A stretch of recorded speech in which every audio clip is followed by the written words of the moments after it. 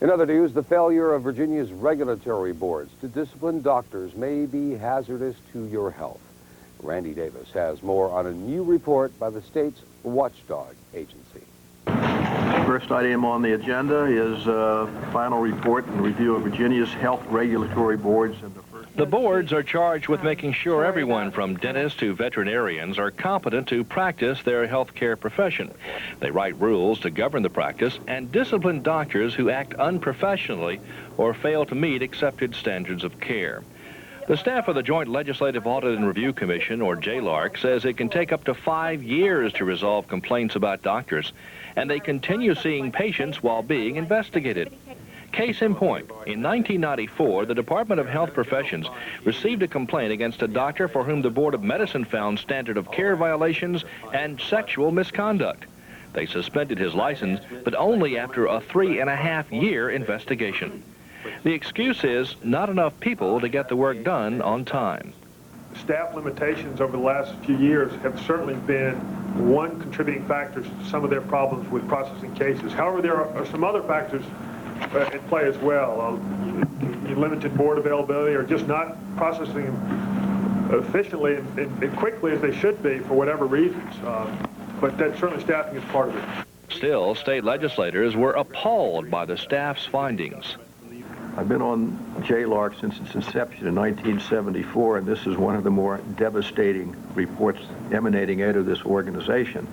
And I think it's particularly appropriate or devastating because we're dealing with people's health. And I guess we're going to hear from the defensive team coming in right now. But if they need more resources, and these are self-regulatory professions that I understand are not financed out of the general fund, but out of fees and everything that they pay, I think this is something that we should pursue, because we cannot. I found the results of this report extremely disturbing. So we'll hear from the other side. The other side's defense began with the department's director. Our agency strategic plan, which is being developed as we speak, has as one of its 3 major issues a systematic review of our disciplinary processes as they relate to timeliness, appropriateness, and the efficient use of our resources.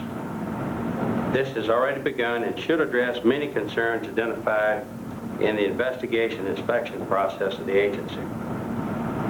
It's been recommended in numerous places in the report, and again in this final report, that we need additional resources to carry out our agency functions. The concerns and issues that have been brought to you by JLARC have been concerns and issues that the department, as well as the enforcement division, may have been aware of.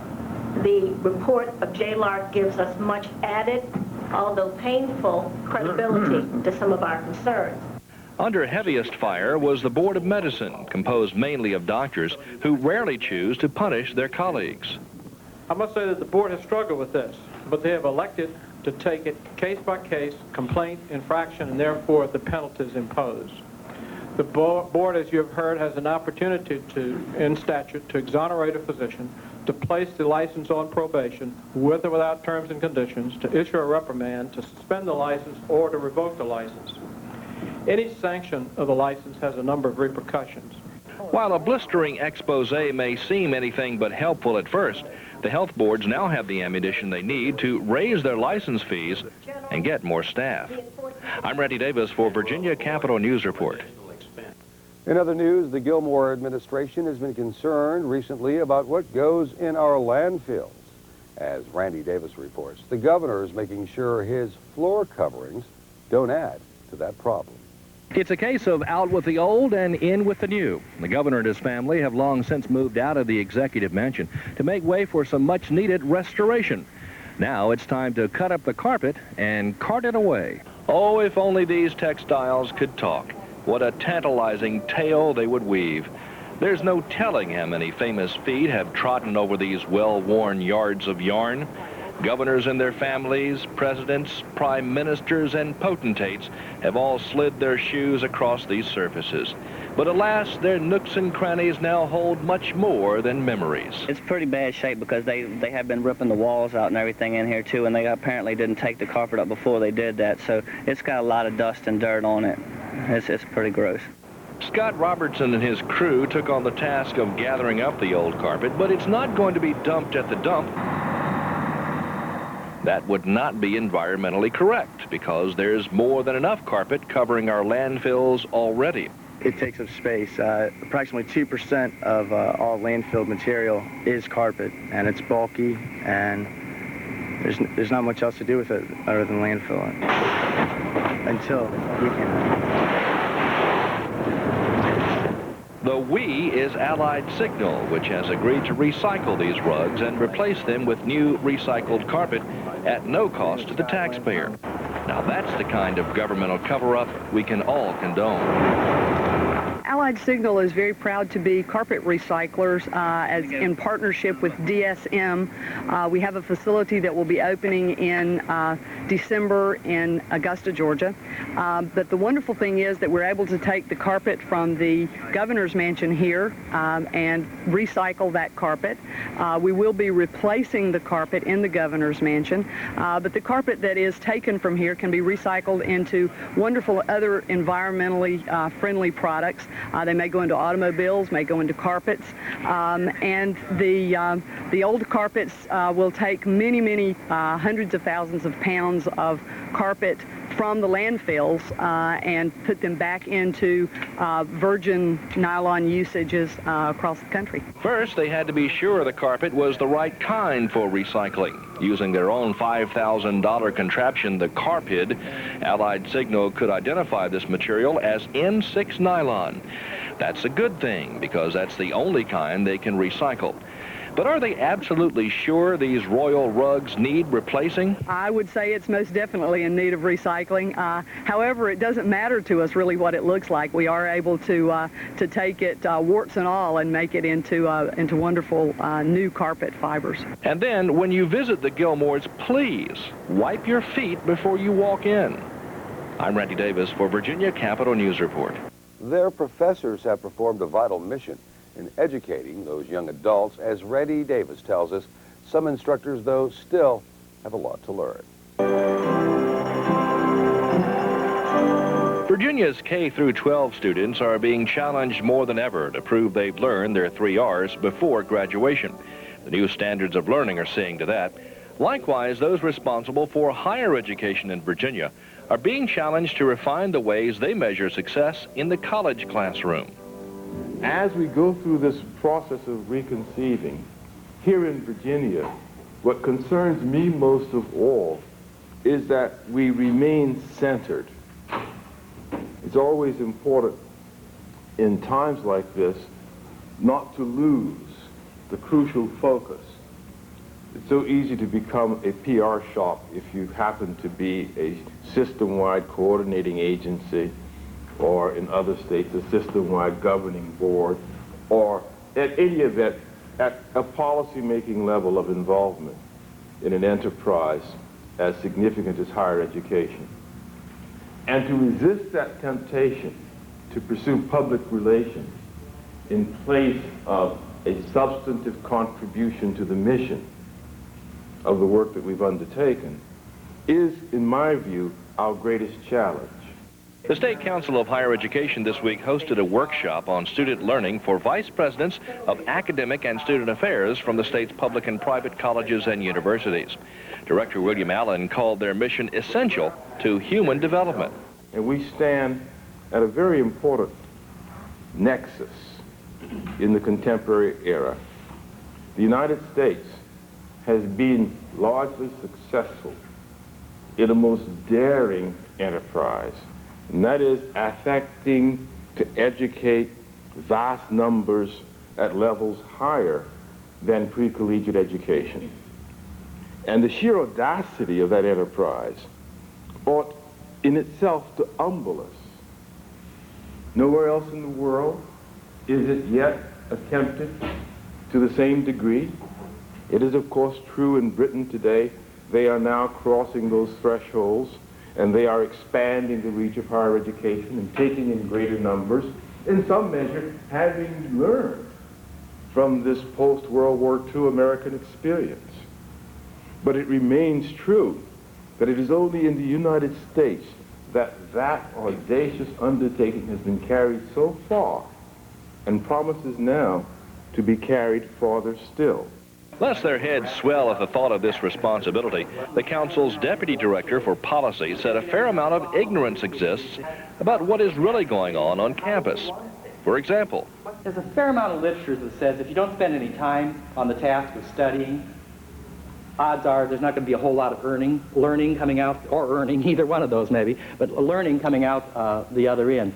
So what do we know about that, and how are we taking that little bit of what may be at least semi-truth, what are we doing to make sure that's being implemented on campus? How much, are we aware of how much time students are spending on studying?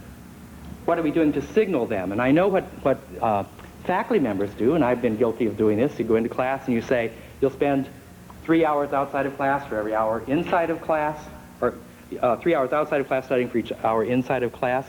But yet, on all the studies I've known from Harvard, to our own studies when I was at Miami, to St. Louis University studies, when they look at time use, if you get much more than an hour outside of class for each hour inside of class, you're doing really quite well. But yet we know that that's an important variable.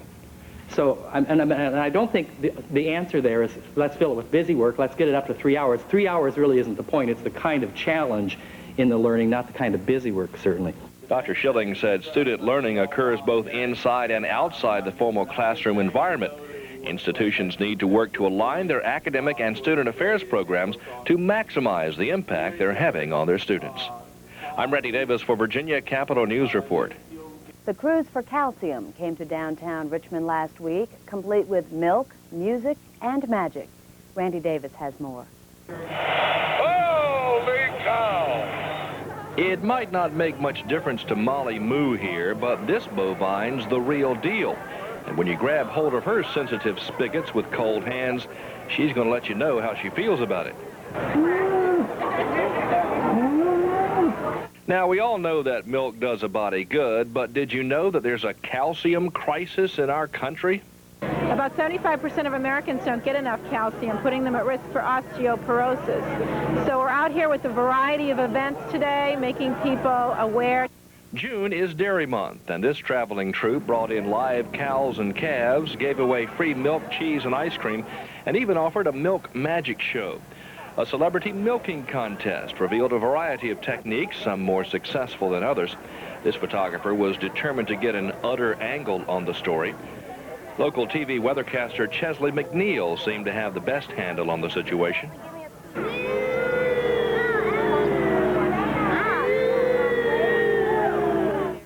Those are moos, not boos, for his performance.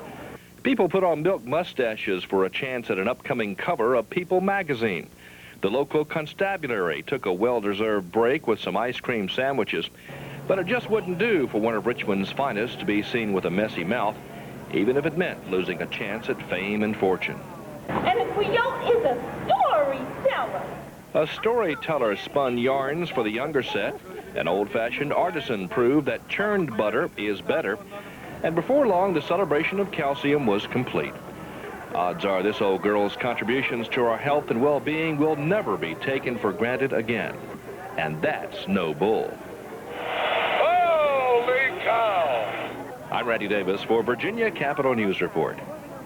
The Richmond Rhythm, one of 9 new international basketball teams, held its pre-draft camp last weekend in Richmond. As Randy Davis reports, the team's general manager is a famous Virginian.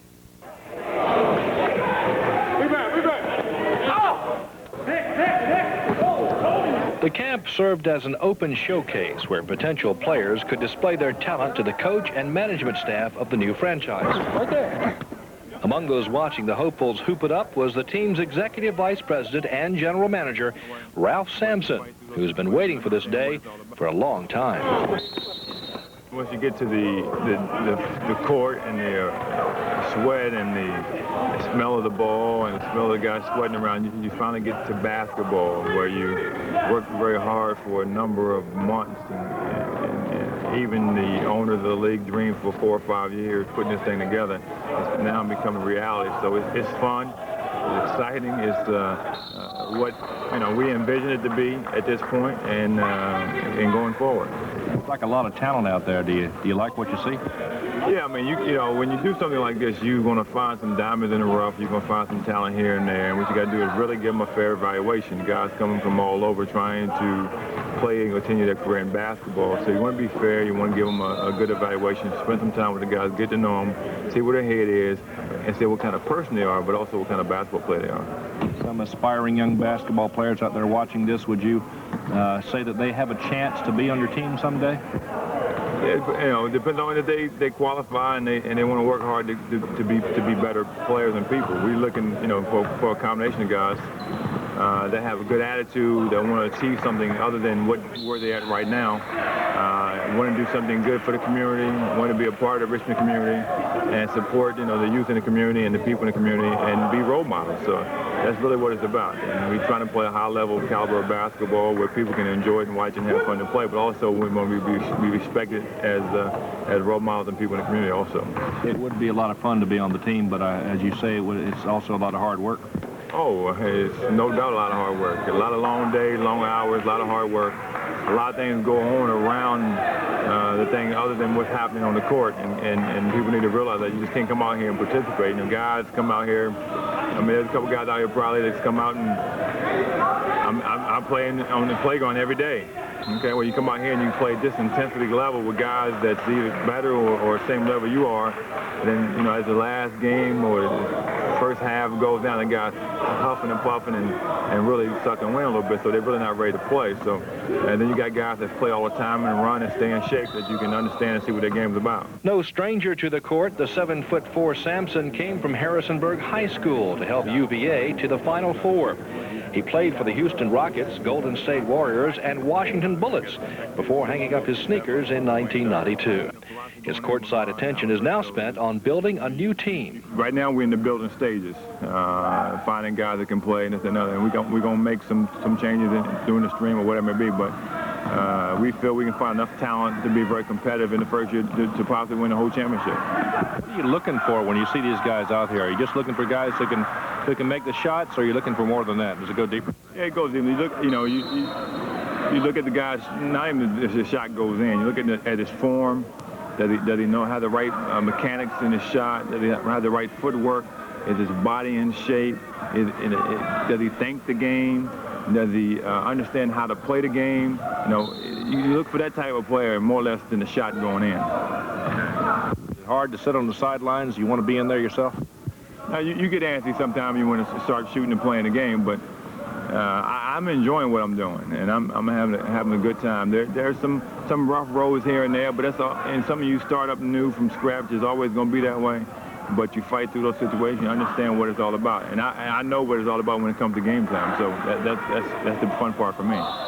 Next up for Ralph and his Richmond Rhythm, the International League Draft next month to pick players to tip off the inaugural season in November. I'm Randy Davis for Virginia Capital News Report. And those are some of the stories making news this week. I'm Barbara Berlin. Join us again next week for another edition of Virginia Capital News Report.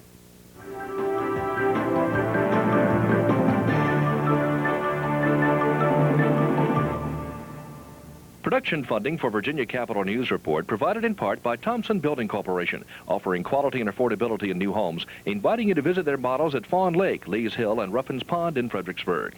Visit their website at www.tbcvirginia.com. Thompson Building Corporation, building dreams from the ground up. This program is produced in the legislative studios of Virginia Capital Public Television in Richmond.